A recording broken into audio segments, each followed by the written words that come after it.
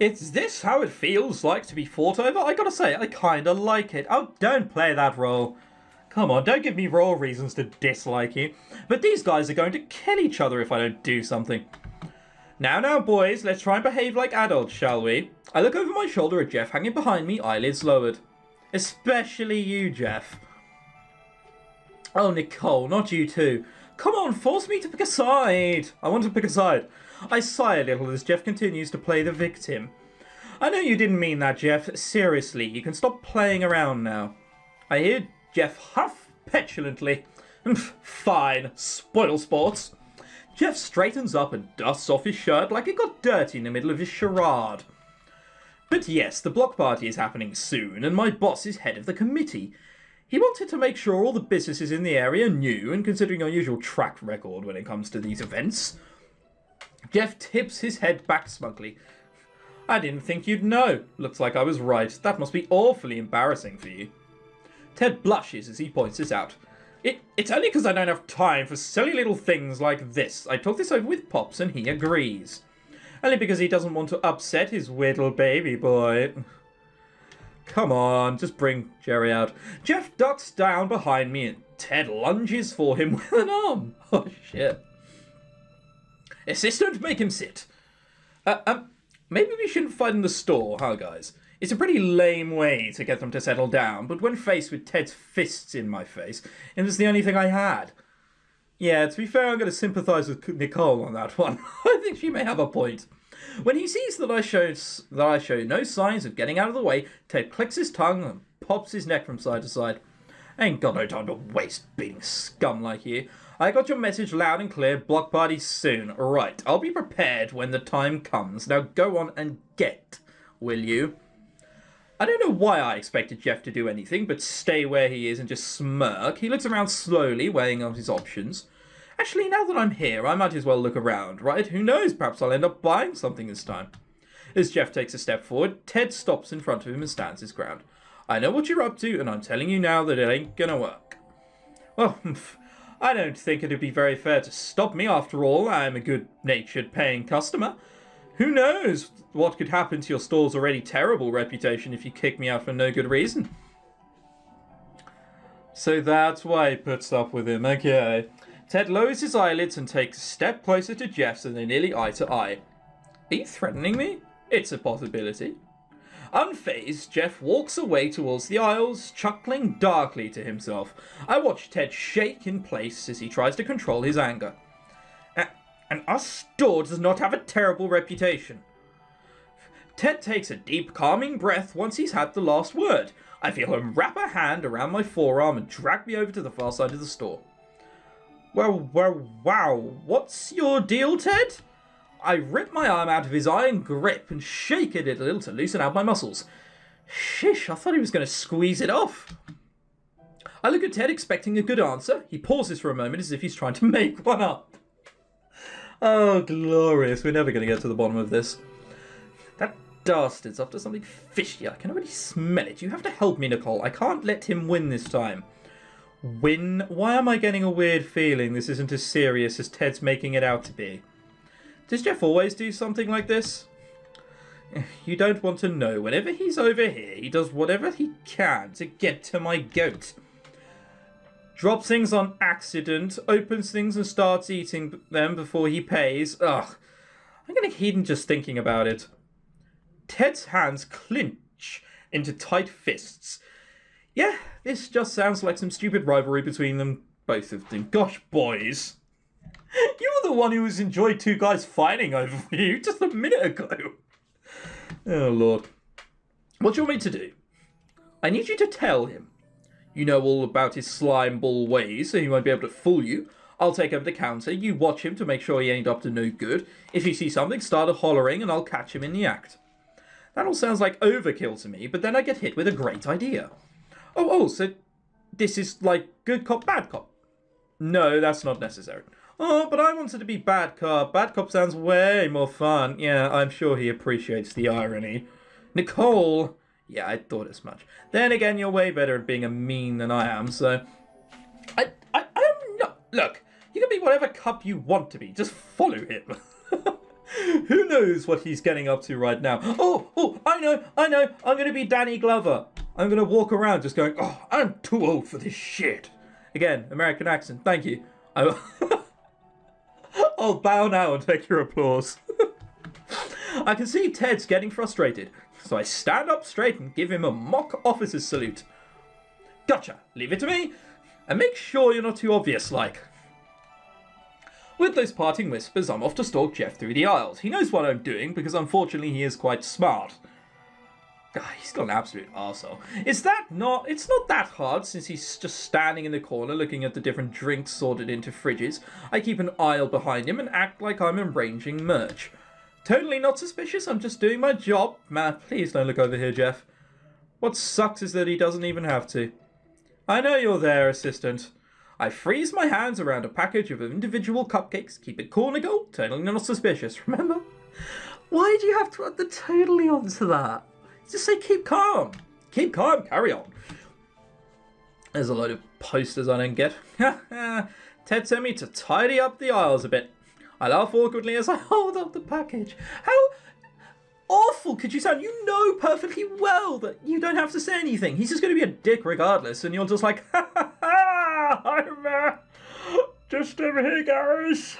I'm not doing anything, honest.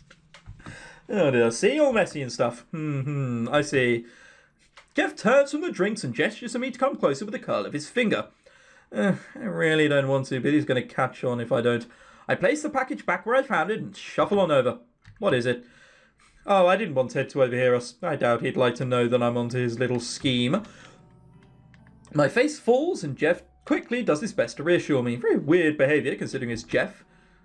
Don't worry, assistant. Even without your awkward bumbling, it was obvious. I have to hand it to him. It took me longer than usual to realise. But that's not what I want to talk to you about. I only wanted to offer my cooperation. Jeff holds his hands out to the sides like he means no harm. I'm bored, assistant. Okay. And when I get bored, I like to remedy that any way I can. Right now, I just came up with a great idea to entertain myself, but you're going to put a stop to me, aren't you?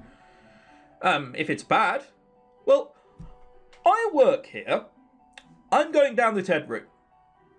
Ask me again if you want to piss around. Oh, to Ted, it'll be positively deplorable, which is what makes it all the more entertaining, seeing his face contort so disgustingly into that expression of rage. Jeff cackles like an evil villain from an animated movie. I'm getting shivers. Feel my arm. These are goosebumps, right? Oh my god. Porn Jeff is taking over! Oh, what a horrible thought. I pull my hand from Jeff's goosebumpy arm. No, I'm not touching you. Boo, I thought you were more fun than that, not like the cowboy over there. I worry about him, you know, don't you? He's always so stressed and uptight all the time. He needs some time to relax and let loose once in a while. Jeff extends a hand toward me. Which is why I need your help, assistant. I only do it because I care. Jeff offers me a devilish smile. I highly doubt that's his real reason, but I'm really too nervous to voice that out loud. What do you need me to do? Oh, assistant, my sweet, simple, stupid assistant. You haven't caught on. I'm extending the olive branch to you. I wish you to work with me. I can have my fun. You'll look like you've done your job, and I can watch Cowboy finally unwind for a moment. Better yet, this'll all happen without the store worse for wear. For the most part.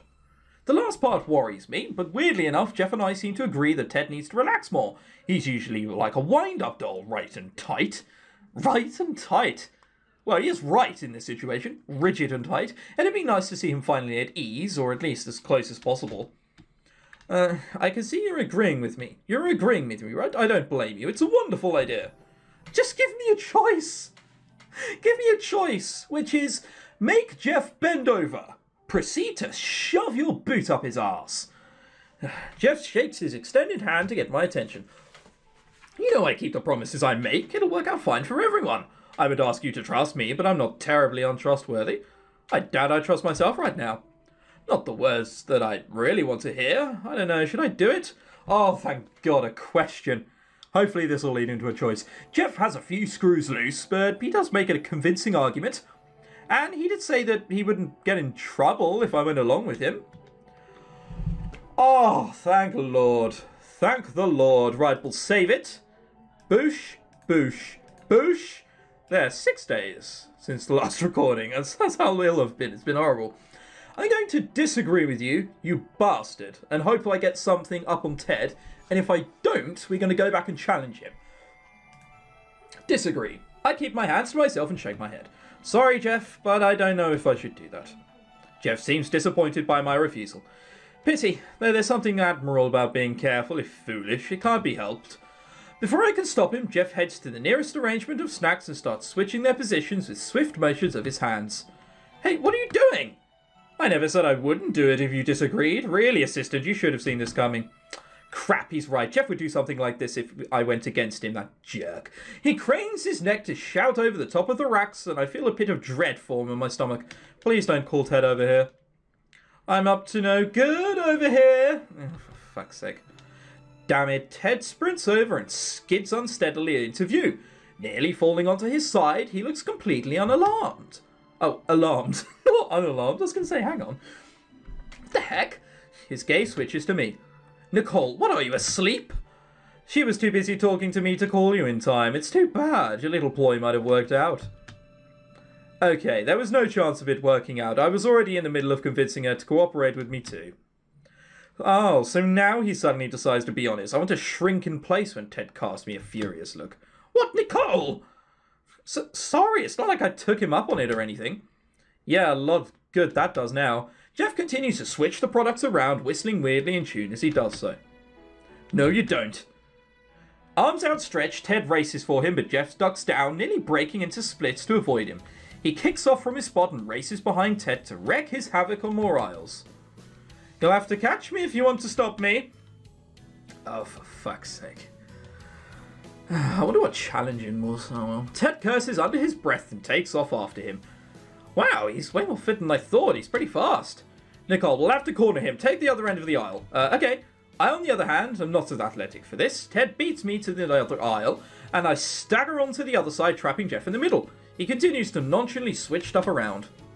Seeing me, Ted nods, then goes after Jeff again. Super fast, I stay where I am, knowing better than to get the middle of them. I don't want to lose any body parts here. However, I wouldn't mind other people's loose body parts around. Preferably Jeff's brain.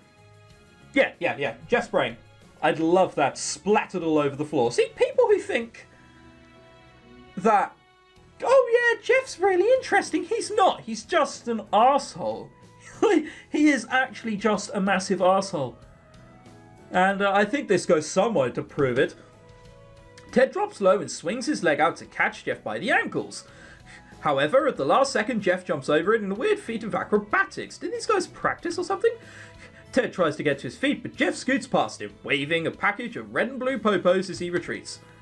Say, how much for one of these, cowboy? I ain't selling you dirt off the floor here. Why does he seem happy? What? I know sometimes visual novel characters don't quite comply to as you think, but why is he smiling? Look, let's even get rid of everything. Middle mouse button, and like, what the fuck? Why is he smiling?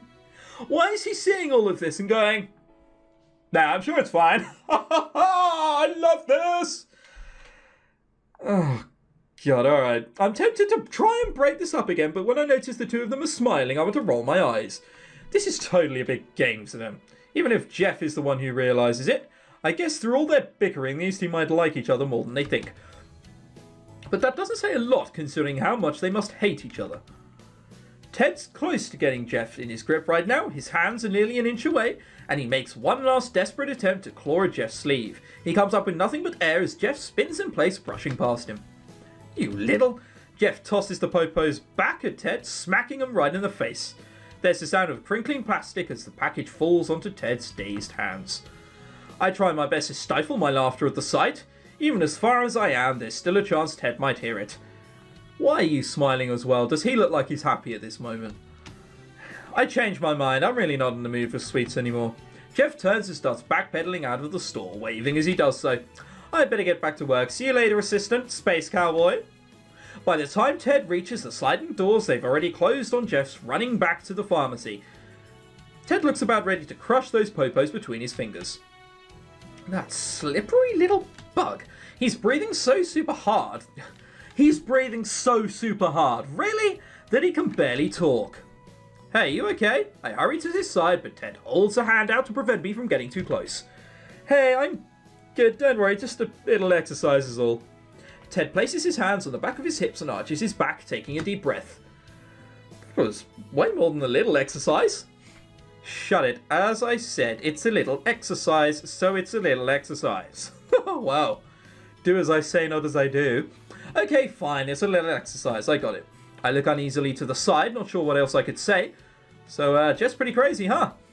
Don't even mention his name again. It's banned from now on around these parts. Ted huffs and goes back to the aisles to assess the damage. Well, that topic change didn't work too well, but Ted isn't beside himself with anger anymore, so it's all good. At least that bastard didn't switch too many things around. We can get it back to normal easy. Can you help me? Sure, I'll start here at this aisle. Nice, I'll take this one then. The two of us proceed to get to work to undo the results of Jeff's little trick. It could be harder, I guess. At least Jeff didn't do anything too drastic. He deserves a punch in the face and his head through some glass.